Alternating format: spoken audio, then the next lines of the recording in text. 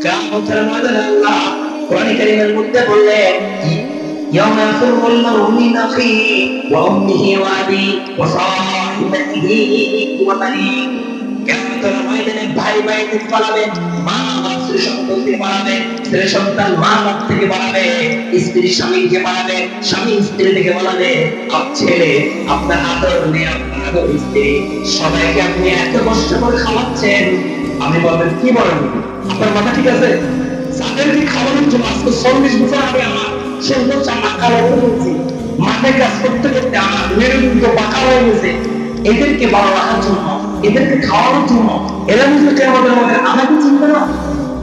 আমি বলবো ভাই, এই কথাটা আমি কোনো অপমান মাত্র করতে না, সরাসরি কোরআন থেকে বলছি। আল্লাহ বললেন ইয়াউমা ইয়াফিরুল মারউ মিন আখিহি ওয়া উম্মিহি ওয়া আবিহি ওয়া সাহিবাতিহি ওয়া বানিহি।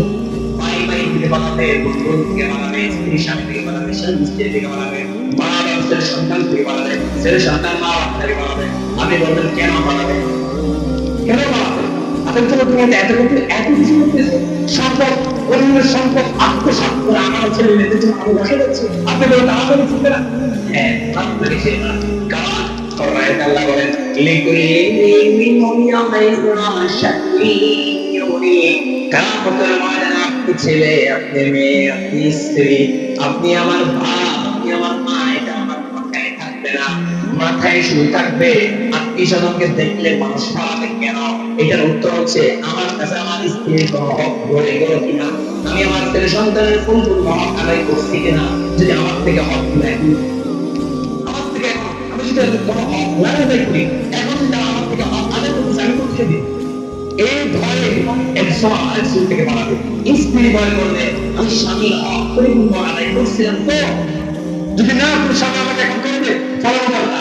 ছেলে নিয়ে বলবেন বাবা মা উত্তর অবস্থায় রয়েছে, হক আদায় করে নেন, বলার ফলান, একজন আরেকজন থেকে পালাবে। কারণ সেই দিন সবার অন্তরে থাকবে একটি কথা,